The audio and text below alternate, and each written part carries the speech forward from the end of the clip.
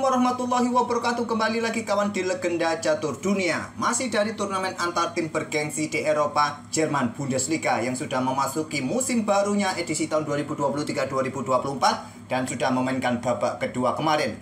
Kita sudah ulas satu game dari Jan Christoph Duda di babak pertama, memperkuat tim SC Verheim kawan. Turnamen ini diikuti oleh 16 klub kawan. Tapi ada beberapa klub ini menyiapkan 2 tim sekaligus. Jadi totalnya ada 20 grup kawan. Dan sebanyak 10 partai setiap babaknya. Setiap partai diperkuat oleh 8 pemain inti dari setiap timnya kawan. Dan kemarin Jan Christoph Duda ini memperkuat tim SC Verheim, diperkuat Hikaru Nakamura. Tapi sepertinya beberapa hari ini Hikaru Nakamura ini tidak akan memperkuat tim ini kawan, karena dia akan fokus tanggal 25 esok lusa bermain di Grand Swiss kawan. Kemarin Abdul Satrob di babak pertama remis, kemudian di babak kedua menang dengan permainan yang ciamik. Nanti kita akan ulas gamenya kawan. Jan Christoph Duda kembali menang kawan. Shakhirat Mamed Yarob di sini memetik kemenangan pertamanya setelah di game pertama bermain remis. Parham kalau tidak salah menang juga kawan. Dan beberapa pemain-pemain top juga bermain seperti Anton Koropov ataupun David Huiharo. Lebih jelasnya kalian kunjungi saja website resminya, nanti link ada di kolom deskripsi. Kemarin di video pertama admin lupa menyertakan linknya, nanti coba saya edit lagi untuk menyertakan linknya. Oke, kita ke papan permainannya Abdul Satrob menghadapi Grandmaster asal Belanda, Bertens kawan. Langsung saja, di sini Abdul Satrob memainkan pion E4-nya. Dibalas dengan permainan Sicilia Defense dengan pion C5, ada kuda F3, ada pion E6, Sicilia Prancis. Menantang permainan terbuka Abdul Satrob dan seperti biasa diladeni pion C pukul pion D4, ambil balik oleh kuda. Setelah kuda C6, Sicilia Taimanov, pilihan utama kawan setelah pion Perancis ini.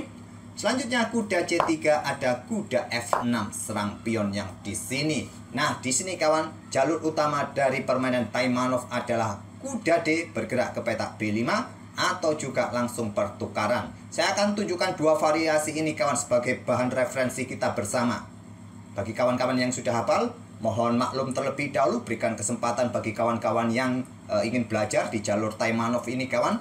Kuda D bergerak ke B5, tujuannya ke sini, biasanya direspon dengan pion D6. Kemudian ada gajah F4 tekan pion yang di sini, serang dengan pion E5 sekaligus buka akses bagi gajah terangnya juga keluar. Gajah bergerak ke G5, pressure kuda di sini. Nah, nanti diikuti kuda ke sini kawan. Di sini pion A6 terlebih dahulu, kuda mundur ke A3, selepas itu pion B5 ingin garbu 2 perwira ini kawan. Kuda ke pusat ke D5, kemudian di sini ada gajah E7 dan pertukaran gajah sikat kuda F6 diambil balik oleh gajah. Nah, selanjutnya pion C3 untuk berikan ruang bagi kuda manuver kawan saat ada serangan pion B4 ini.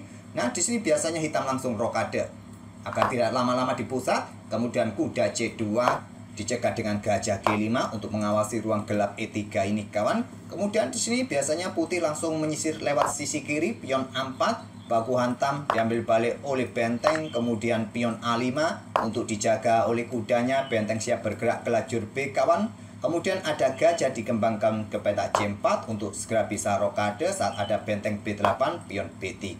Nah, di sini mungkin hitam akan melanjutkan raja bergeser ke H8 untuk menghindari diagonal ini, persiapan dengan pion F-nya. Sampai di sini, sampai langkah ke-17 ini mungkin kalian sudah hafal jalurnya, atau jika tidak hafal nanti kalian putar-putar ulang. Kita ke variasi yang lain, variasi pertukaran di posisi ini kawan. Kebanyakan diambil menggunakan pion B kawan untuk menghindari pertukaran menteri langsung.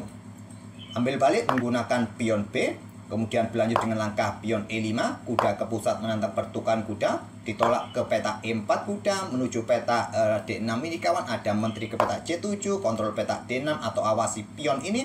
Nah, di backup dengan pion F4. Nah, kebanyakan menteri di sini keluar ke petak B6 ini jalur terkuat juga versi Stockfish untuk mencegah pergerakan gajah ini berkembang. Awasi ruang gelap ini untuk mencegah raja rokade, biasa direspon dengan pion C4 untuk usir kuda. Kuda bergerak ke B4, maaf salah klik kawan, bukan kuda tapi gajah bergerak ke petak B4 skak. Nah, anehnya di sini kawan, Stockfish tidak menyarankan atau pemain-pemain tidak menyarankan blokade dengan gajah dengan kuda, tapi raja naik ke petak E2. Itulah jalur utamanya kawan. Nah, di sini pion F5 bisa dilanjutkan oleh hitam. Kembali lagi ke langkah aslinya kawan. Itulah dua variasi yang admin tunjukkan di jalur utamanya kawan. Mungkin kalian sudah hafal variasi-variasi tadi. Kalau tidak hafal, kalian bisa ulang-ulang, putar bolak-balik video ini kawan. Oke, lanjut. Di sini Abdus Satrop lebih memilih dengan gajah E2, persiapan untuk rokade. Dan di sini gajah B4, pressure kuda, bisa diikuti kuda ambil pion E4, raja rokade, melepaskan pion E4-nya. Dan diterima juga oleh hitam. Gajah pukul kuda C3 terlebih dahulu, ambil balik oleh pion B. Keuntungan dari putih adalah punya akses bagi gajah-gajah gelapnya untuk keluar lewat sisi kiri atau lewat sisi kanan kawan. Tapi di sini dia korban pion di peta 4. Kuda ambil pion E4, berikutnya ambil pion ini, dan Abdus Satrop melepaskan pionnya. Terlebih dahulu Abdus Satrop bertukar kuda pukul kuda C6, diambil balik menggunakan pion D. Terbuka tantangan pertukaran menteri, ditolak Abdus Satrop dengan gajah D3 blokade sekaligus berbalik ancam kuda, tetap melepaskan pion C3-nya kawan. Nah, di sini kuda tidak berani ambil, mundur ke peta C5, pilihan terbaik.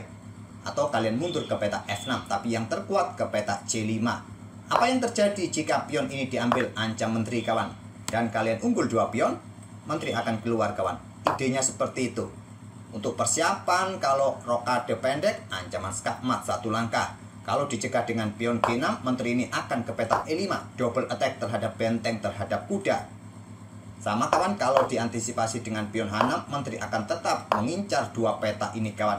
Nah, diantisipasi dengan menteri, rusak struktur pion hitam kawan. Nah, selanjutnya gajah ini bergerak ke peta B2, coba rebut pion di sini, ancam kuda, mungkin kuda ke pusat untuk melindungi pionnya, ada pion C4 kawan. Oke, kembali lagi ke langkah aslinya. Jadi memilih langkah terbaik terkuat dengan kuda lompat ke C5 berbalik ancam gajah terang. Menteri keluar ke peta G4 untuk serang pion yang di sini kawan, ataupun jika langsung rokade, gajah gelap siap diluncurkan juga ke peta H6. Menteri F6 keluar, jaga pionnya untuk mengincar pion C3 juga. Ada gajah G5 serang menteri, akhirnya menteri ambil pion C3. Di langkah ke-12, Abdus Satrop sudah mengorbankan 2 pion, tapi kompensasi yang didapat adalah hal pengembangan perwira. Membuka jalur-jalur serangan kawan. 2 gajahnya sudah aktif di sini. Kalaupun ada rokade pendek seperti tadi kawan, ada serangan dengan gajah H6. Disusul nanti benteng-benteng juga sudah mempunyai kesempatan lebih cepat untuk menempati lajur-lajur pusat yang terbuka penuh ataupun semi terbuka. Sedangkan 2 benteng belum terkoneksi. Hitam juga punya masalah pada gajah terang kawan, terutama benteng di peta A8 ini juga masih mojok. Permainan berlanjut dengan menteri G3 untuk menghindari discover ataupun menuju peta pusat D6, ancaman di sini, ancaman di sini. Nah, di sini hitam melanjutkan kuda caplok gajah terang D3. Tidak langsung diambil balik menggunakan pion, ini akan menutup lajur D. Kalau menggunakan menteri berarti menantang pertukaran menteri, hitam akan happy. Tapi dengan benteng AD1, langkah ciamik, kalau kuda pindah, ancaman skakmat 1 langkah. Menteri bergerak mundur ke peta C5, meninggalkan kudanya, awasi peta D6 kawan. Juga awasi gajah yang ada di peta G5. Sekarang benteng ambil kuda. Dan di sini ada ancaman skakmat 1 langkah. Kalau rokade antisipasinya bisa disusul dengan langkah gajah H6 kawan. Repot juga. Memilih dengan pion F6, pilihan terbaik. Ada benteng FD1 ditumpuk. Awas ancaman di sini bisa kehilangan benteng kawan. Rokade dipilih oleh hitam, ada gajah H6. Ancaman skakmat 1 langkah. Nah, di sini diantisipasi dengan menteri mundur ke E7. Kenapa tidak benteng? Posisi menteri ini sangat krusial kawan. Menjaga ancaman skakmat, menjaga tusukan menteri yang ingin menempati baris ke-7 ataupun menjaga peta D8 ini. Dilanjut dengan langkah benteng tetap diluncurkan kawan, korban benteng. Ya, kalian tahu akibatnya kalau diterima di sini. Alamat sudah kawan, bisa skakmat. Di sini diantisipasi dengan pion C5. Ternyata langkah blunder yang terkuat dengan pion B, 1 peta, 2 peta, cukup bagus. Tapi pion C5 kawan langkah blunder. Nah, di sini Abdus Satrop dorong pion H4 untuk buka ruang bagi raja agar tidak ada masalah nanti kejutan di baris belakang kawan, ataupun juga ingin menggantikan posisi gajah didorong terus maju di lajur H kawan. Nah, hitam respon dengan pion B5, langkah terlambat. Dari tadi sebelum pion C5 dimainkan, pion ini bagus dimainkan terlebih dahulu. Kalau Stockfish menyarankan dengan pion C5 untuk blokade diagonal gelap ataupun juga buka akses bagi gajah terang berkembang agar kedua bentengnya cepat terkoneksi kawan, saling mendukung. Tapi masalahnya di sini gajah ini akan dikorbankan, ambil pion G7 diambil oleh menteri, berikutnya benteng pukul benteng, ambil balik oleh raja. Nah, benteng diluncurkan skak. Kalau raja bergerak ke ruang gelap, menteri jatuh. Jadi dia bergerak ke ruang terang, maka menteri ke peta B3 skak kawan. Mau bergerak kemana? Ke peta E7 dekati benteng, benteng sikat gajah, ambil balik oleh benteng, menteri meluncur skak, bisa mendapatkan menteri. Kalau raja jauh kawan, jelas mundur mendekati menterinya, benteng jatuh. Raja bergerak ke sini lagi kawan, dan menteri ambil pion C5. Itulah masalahnya kawan. Aneh juga saran dari Stockfish. Tujuan bermain dengan pion B5 antisipasi pergerakan menteri untuk mendapatkan pion B7 ini. Abdussatrob terus dorong pion H5-nya, kemudian baru sekarang pion E5 kawan. Tetap gajah dikorbankan, ambil pion G7 walaupun ada pion B5 di sini. Menteri ambil gajah G7, benteng pukul benteng F8 skak, ambil oleh raja, benteng meluncur D8 skak, raja ke F7, menteri B3 skak, raja bergerak ke E7 dekati benteng. Kalian coba mau blokade dengan pion C4 kawan, masalahnya menteri ambil pion B5 dan ancaman skakmat satu langkah, tapi masih bisa diantisipasi, raja lari atau buka ruang kawan, mungkin pion H6 atau menteri ke peta C6, serang benteng di sini, serang gajah di sini.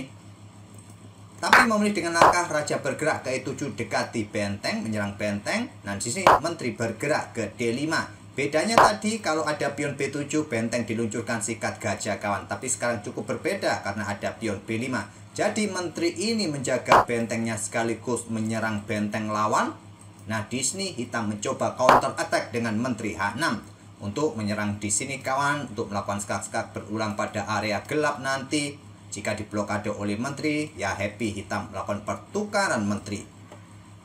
Terlebih dahulu menteri D6 skak, memaksa raja bergeser ke F7. Nah, sekarang pion F4 untuk blokade jalur serangan counter attack. Jika diambil menggunakan pion, artinya jalurnya terblokade. Kalau menggunakan menteri, masalahnya di sini kawan. Benteng akan ke F8 skak, raja bergeser diikuti menteri skak, raja bergeser kawan. Nah, di sini benteng ambil pion, menteri jatuh kawan. Putih akan tetap menang. Memilih ambil menggunakan pion, tapi dia tidak bisa counter attack. Kemudian ada menteri C7 skak, raja ke E6, menteri C6 skak, memaksa raja ke F5. Kenapa tidak mundur lagi ke F7? Ya skakmat lebih cepat. Menteri ke sini, terus ke sini, bisa skakmat kawan. Memilih raja ini maju ke peta F5, kemudian dikejar menteri D5 skak lagi. Raja G4 diikuti benteng G8 skak, dan untuk memperpanjang permainan bisa blokade menteri kawan, menyerahkan menteri tapi menolak. Raja bergeser ke F4, ancaman skakmat tak terhentikan lagi. Pion G3 terlebih dahulu skak, raja ke H3. Kalau diambil menggunakan pion, menteri ke E4 skak. Kalau gajah yang blokade di sini kawan, ya ancaman skakmat satu langkah. Kalau raja bergerak ke sini, ya ancaman skakmat satu langkah juga, menteri H1 skakmat.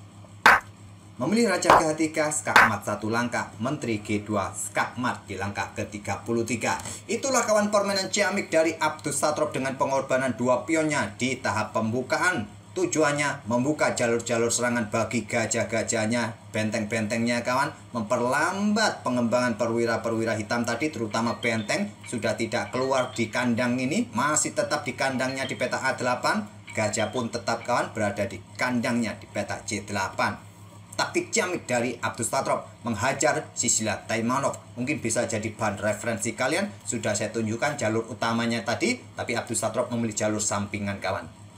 Oke, terima kasih. Semoga game dari Abdussatrob menghibur kalian. Dan bagi kawan-kawan yang baru mampir ke channel kami adalah channel catur kawan. Bagi kawan-kawan yang suka catur, itu ada tombol remail subscribe, bukan hanya untuk dilihat. Sepertinya jempol jari kalian gatal ingin memencetnya. Langsung saja tanpa babi bu, pencet agar jadi padam, menjadi abu-abu kawan. Alias silakan subscribe channel kami dan hidupkan notifikasi lonceng kalian kawan. Kita akan bertemu di video-video berikutnya. Terima kasih. Wassalamualaikum warahmatullahi wabarakatuh.